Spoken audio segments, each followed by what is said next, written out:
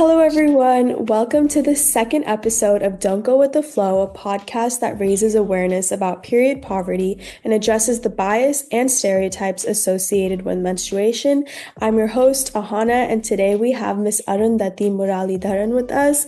She's part of an organization called Menstrual Health Action for Impact, and I would love for us to listen more about the organization and what it does. Arundati, whenever you're ready, we would love to hear more. Thanks, Ahana, for having me on your podcast. And great to see that you're shedding light on the issue of menstrual health. So great to hear that.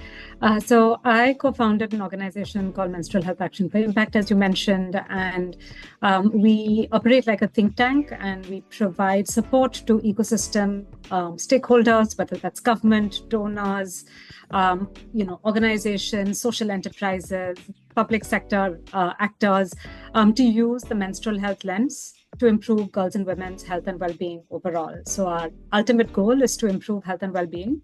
But we think that, menstrual health offers an important vehicle or an approach by which one can do that.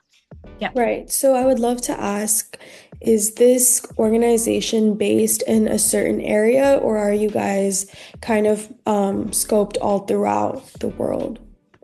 My co-founder and I were based in India, but we work in all low and middle income countries.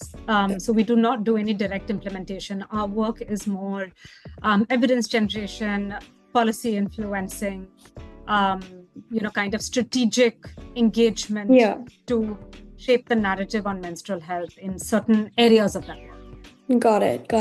And I wanted to ask, because you guys do have a unique approach to advocacy when it comes to menstruation and menstrual health, period poverty, why is it important to create markets for menstrual hygiene consumerism? A lot of work on menstrual health across the world tends to focus on product access. So do we have enough menstrual products to meet our needs? And what we see, especially in low and middle income countries, and there are gaps in high income countries as well, but there is what we call an unmet need for menstrual products. And when we say unmet need, it means that either people are not using products that are safe and effective to use. So they could be using anything from old cloth to sand to cow dung to tissue paper. So things that are not actually meant to manage your menses, they're using that.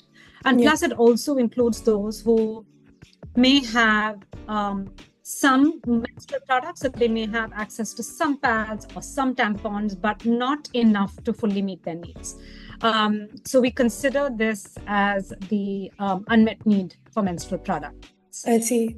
And so I guess that leads me to another question, is that what's an example of having, product choice, and why is that important, especially when, things that you do like enable markets and build markets in third world countries to give people access to buying menstrual products and making it a more commercially viable model of business. How does product choice matter, and why is it important? What factors contribute to product choice, and why is this topic or debate prevalent in today's society, given that there's so many different types of products available? We have even the matters of sustainability and cost efficiency, all of those things. How does that influence product choice?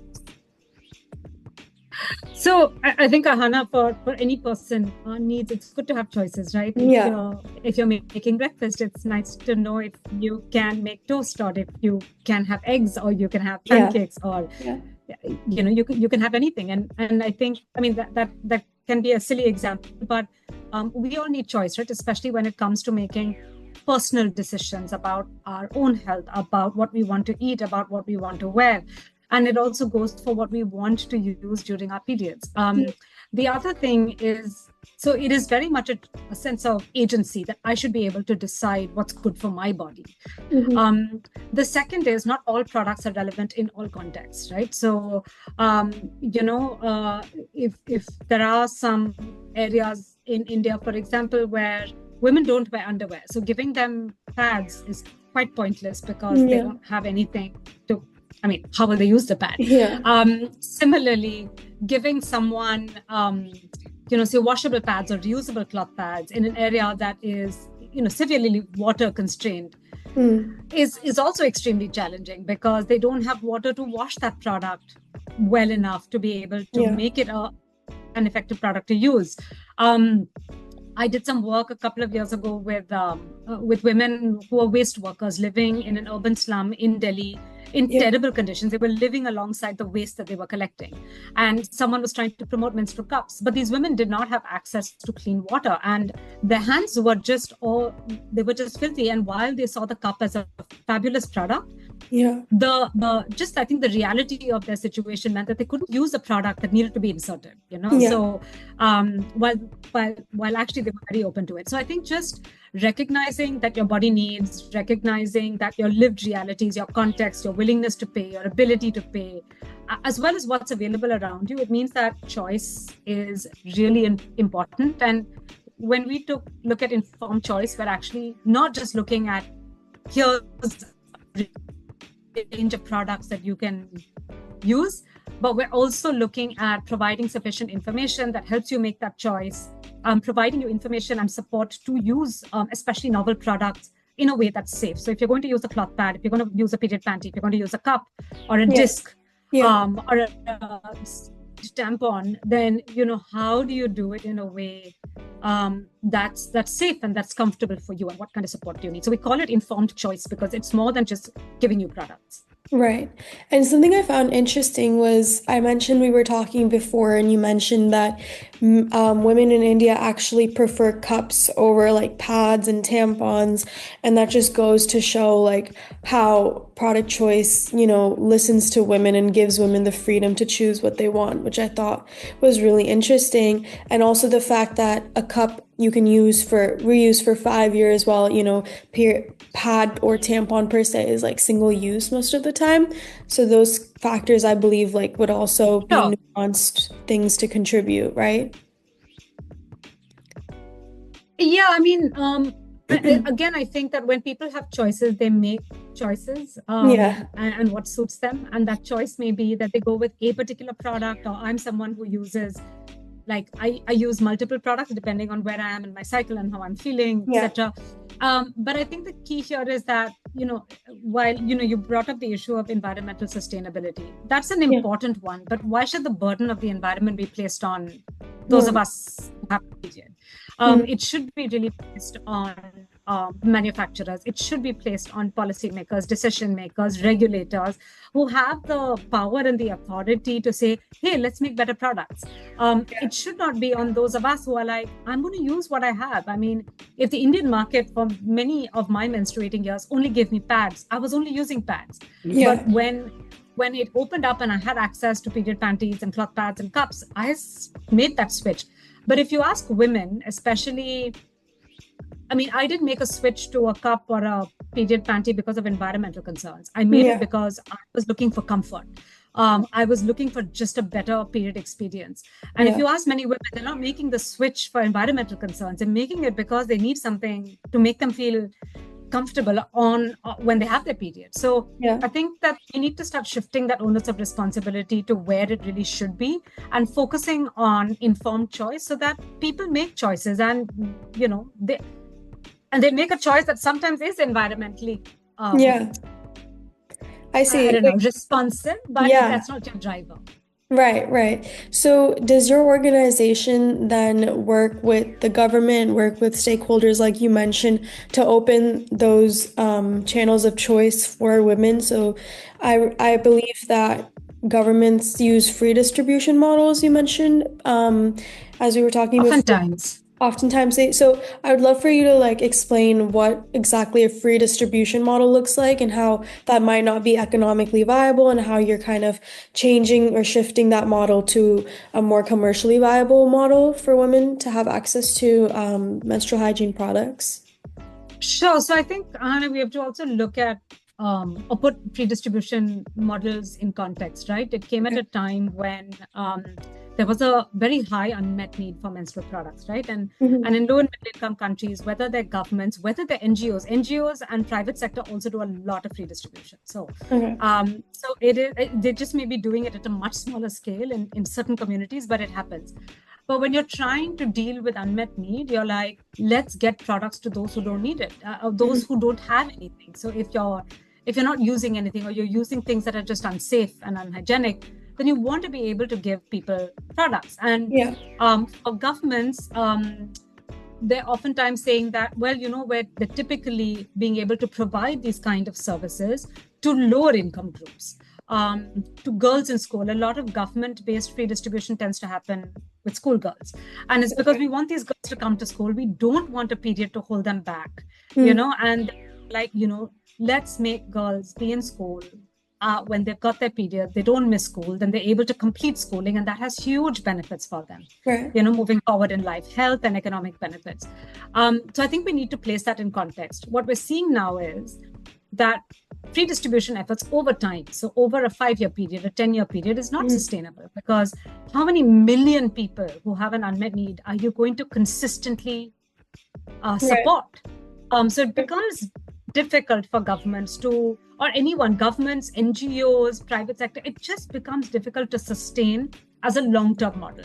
So we need to look at market options, and those market options are also different. Government is also a part of it, and redistribution efforts will continue to be relevant where you have humanitarian crisis, where you have conflict, where you have wars, where you have disasters, where people are cut off from their access to products, services, and you just need to get in and provide them with safe products. So it will always have a place. It will have a place for the ultra poor who simply cannot afford anything. Like you have public distribution schemes for food rations, for example. So there is a place for it, but the widespread use of it to meet low income needs, we need to begin to nuance that and see how can the market respond to this? How can we make affordable, quality products more available to those who need, where they need it? And what does that look like? So I think that's it. So not anti-free distribution. I think it was important when they were done. But I think we need to relook at where's the relevance, where do we continue those efforts and make sure that those monies are well spent, and how can we support unmet need in different ways. Right. Just to kind of, I guess, make it more sustainable in the long term, especially like when we talk about, like you said, free distribution can be, I guess, it can be unsustainable in the long term, in the sense that, it was good when it started, but now we need to look at something that could really be more effective in that sense. I also wanted to ask, when you said quality products, is it known that a lot of menstrual hygiene products are not tested or they're not regulated under certain standards? And, what are these standards? And does your organization help combat that situation with governments or with manufacturers? I would love to hear more. Yeah, so standards is an important one, right? Because we have standards for so many things. Food has standards, so it's important that when you're using something that's going into your body or that you're using around your body, that's safe to use and they're not posing a health risk to you. Right. So it is really critical. If, someone told me that if you open your bathroom and you look at the products in those bathrooms, many of those things have standards. So it's important to ensure quality for our human health. Standards, I think high-income countries have standards for menstrual products. Low and middle-income countries, several of them do and several of them don't. So they are lagging behind, which then poses a problem because if you don't have standards, there's no way for a government and regulatory bodies to assess that what is coming into the country or what. Oh, I think your audio cut out for a second. Oh, perfect. Oh. Could you hear? I could hear you. Hannah. Oh, no, you're good. You're able to hear me? Sorry. Yeah. Okay. So I'm saying that if a country doesn't have standards or is not following the international standards, or is not aware of them, then the products that are either being manufactured in the country or being imported into the country for use by its own citizens, there's no way for us to know whether that's good quality or not. So while yes, it's meeting access, people have access to products, they're able to afford them. But if those products are not of good quality, then it's not a comfortable experience and it could have certain health risks. So there are efforts right now. My co-founder is engaged in efforts with what we call the International Standards Organization, and they have a technical committee for global harmonization of standards. And she's deeply engaged with that to see How can we support more countries to formulate standards, to adopt standards? How do we support, companies that are manufacturers, social enterprises, SMEs to adopt and adhere to these standards as well? Because Right. one thing is to have standards. The other is how do you help Implement companies them. actually adopt them, test their products, and Right. then, So I don't know if you like had a specific one in mind, but I was wondering if you had like, one standard in mind that comes when when you think about menstrual hygiene products, what's something that, someone should look for specifically when they're purchasing a menstrual hygiene product? Is there specific standards that you can visibly see, or is that more of an underground type of thing? No, so it depends on the country that you're at, but if they're mandatory, then all packaging of commercially available products will have a mark. So, for example, you'll have an ISI mark, Okay. that it's certified by your national standards body, so you Mm-hmm. should have that. But if a country does not have standards, then Yeah. it's really difficult for them to certify a product. But some products, if they're imported and they're coming in the original box, they may say that they are certified by whatever, they have US FDA approval, or Mm-hmm. something like that. But I would say to look for a certification mark, because otherwise it's very hard for us, right? Because Right. quality standards have everything to do with biocompatibility, to length, to absorbency, to pH. Right. I mean, so it's hard for me as a consumer to understand that stuff. But if I see that there's a mark saying it's certified by my national standards body or a global body that is well recognized and reputed, then you can say, okay, I can move Yeah. ahead. Like in a report coming out of CDC in the US, we know that that's a legitimate report. So I Yeah. think just knowing that, keeping an eye out for that mark is I think important. So I had a quick question. So if a product per se comes into China and it's approved from, let's say, India, does that standard still stay, or does that standard still count in China, or does the product need to be certified by, suppose, the national standards of China? Or I'm just trying to see if another country's standards could hold the same weight in another country, in a separate country. I mean, I think it really depends on the country, Anna. Okay. Because there are countries that will have stricter norms, Okay. um, and they will want the product to perhaps be certified in their own country. So I think that really varies from country to country. Okay. Okay, yeah. So I wanted to ask, as we're talking about, quality products and accessibility, how does market development really does it close the poverty gap in the menstrual hygiene accessibility sector? Like, for society, mainstream society in third world countries, does the poverty gap between them and people in, let's say, first world countries who have access to menstrual hygiene products, does that gap close when we talk about developing new markets that are commercially viable for people to purchase menstrual hygiene products?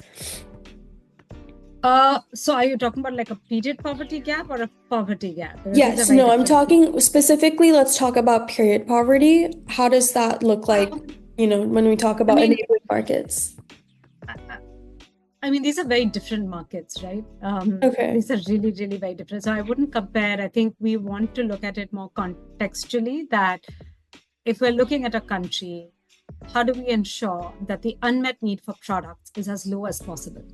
Okay. um, and I think that's our goal. So and how do you leverage markets? And markets can mean the commercial market. It can also mean what's the role of NGOs, social enterprises, what's the role of government, to be able to ensure that everybody in that country who needs it has Mhm. access to safe, affordable products of their choice, hopefully. Okay. So that's our goal, and it's going to take us a long time to get there, because there's always going to be someone who may have access to products, but they may be too expensive. They have access to products, but they are lacking in quality. They have access to products, but they're not of their choice. So our goal is to cover all of these things. Yeah. And for that, I think that there's so many things that we need to look at. We need to understand whether, I mean, if you look at India, we have such a rich market. We have so much manufacturing that's happening here. We have almost every kind of menstrual product that you can think of, it is manufactured in this country. But then is it reaching everyone? So in India, we would actually ask ourselves the question, is a woman or a girl in a slum and a woman and a girl in a remote, Himalayan region of India or someone in a tribal region gaining access to these products? And what does that look like? What does that value chain look like for her? Why? What are those factors that are preventing it? Is it distances covered? Is it that there are no points of distribution or sales that she can access? What are those issues? And then whereas for another country, they may not have any manufacturing or very limited manufacturing. So if you take our neighbor Nepal, there's some manufacturing, but they have a lot of imports from India and China. When you're importing products, they're immediately more expensive. That affects them, so I think it's really understanding that those country contexts and then say, okay, what does your market look like? What's your unmet need? What is the potential for different kinds of products? Will cups be accepted? Will tampons be accepted? Will cloths be accepted? Will something else? And then trying to figure out, okay, what do we need to leverage? How can government set regulations? How can we support social enterprises or small and medium enterprises to begin manufacturing of quality products and provide them at affordable prices? So we have to understand that. Okay, so MHAI basically kind of guides social enterprises, NGOs, governments through what market enablement looks like. Yes. And when you say support, what does that look like? So do you provide research? Do you, provide any sort of urge for policy change? How do you support them? So there's always a bit of research. So in India, when we started this work, we did like mapping of who's there, who's in this landscape, who's doing what kinds of products do we have, what's the pricing, do they have standards, etc. So we looked at that. We worked with our Indian standards body. We had standards for single-use sanitary pads and tampons, but we did not have standards for reusable cloth pads, period panties that were already in the country. They were already being manufactured. Okay. So we worked with our Indian standards body to develop standards and brought in other people. And now there's cup standards that are being made. So that's one way of supporting market development. Okay. Early on, when there was issues around taxation, we actually we didn't ask for zero tax because that actually is detrimental to costing. So we did some level of advocacy on asking for greater transparency of tax structures and really understanding what kind of tax should be levied for what kinds of products to make them more affordable. So when we look at market development, it means all of this, plus supporting your companies and enterprises that are making these products to say, hey, standards exist. How do you meet these standards? What kind of labs can you go through? What can you learn from other companies?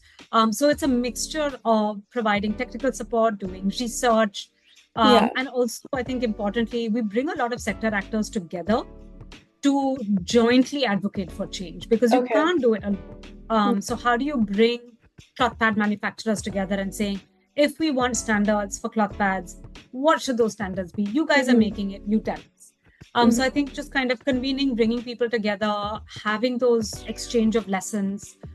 Yeah, so we do that as well. Okay.